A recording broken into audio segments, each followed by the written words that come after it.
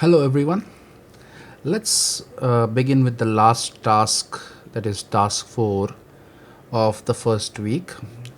It is basically to write a program to print a letter. Okay, so the format of the letter is given as a screenshot over here. So we are going to write a program to print exactly this using our command line. So let us begin.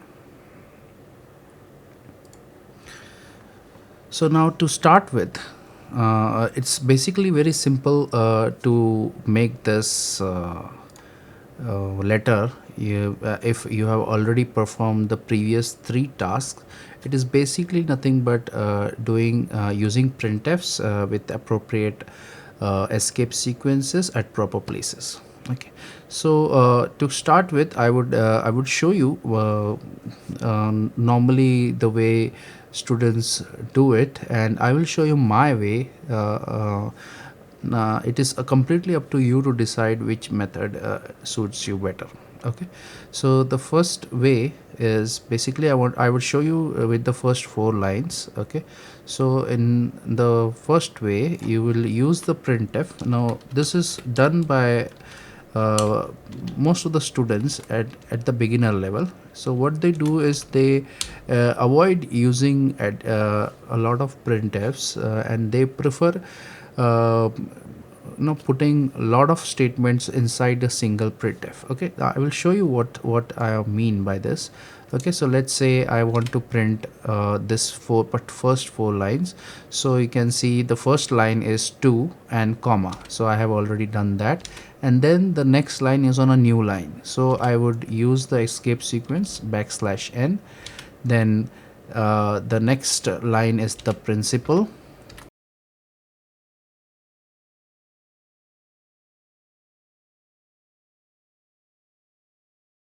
So this is the first 4 lines. Now I will just run this and show it to you how it looks, and you can see it is pretty much the same as what is there on the what was expected as the output. Okay, so I think this is okay, but then the problem is when you look at the code, it becomes a little messy because the entire printf is you are actually not able to visualize how it's going to be printed. Okay, so what I usually do is I use a simple rule. So whenever I have something to print, even though I can do it with a single printfs, but I usually prefer I use a simple rule where every row is printed on with using a new printf statement. So even though if there is only one character, I would prefer printing it using a single printf. Okay, so like for example, in the first this in this particular letter, the first line or the first row is to and comma, right? So I will use one printf to print this. Okay, so I will just show you what I mean. I will just take this down.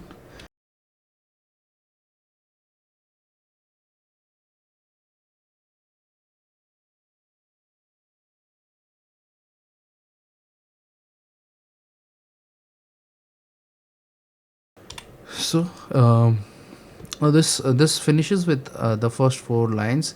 Now if I just compile this, I will just stop this and run it again. If you compile it, you will see that you get the exact same output.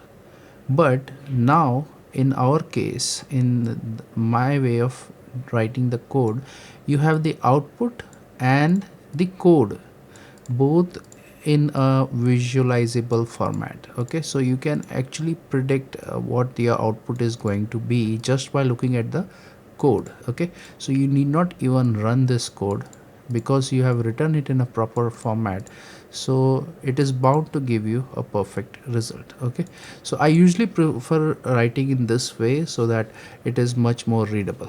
Okay, so the remaining things are very simple. I will just start. Let me go to the program and I will quickly write this down.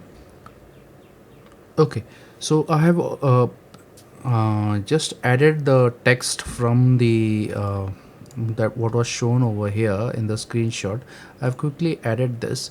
Now the problem is, if I run this right now, it may not be having a proper spacing. So now to adjust the spacing, we will be using the trial and error method of adding the additional slash t's. Okay, so let's start.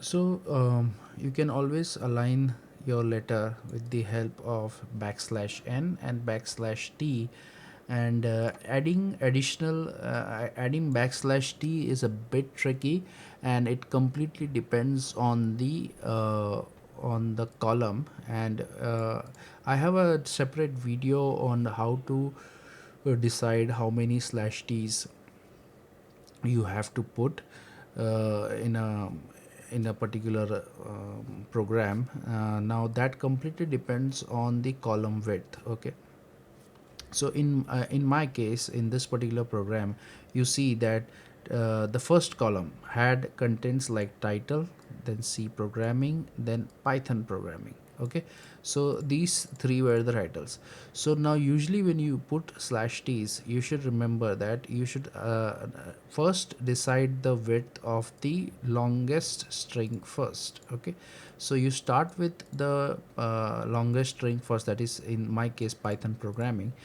Put one slash t over there, and according to this slash t, you have to arrange the width of the remaining columns. Okay, so now if you can see, the C programming was little shorter, so it needed two slash backslash t's, and title was even smaller, so it needed three backslash t's to match with this particular column width. Okay, so I have given the actual formula to calculate how many backslash t is required in a separate video. Okay, you can check that out in my channel.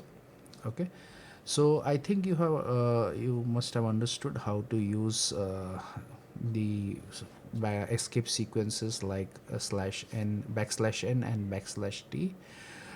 Next, in the next week, we will start with the variables and the input statements, input commands. Okay, so see you in the next week.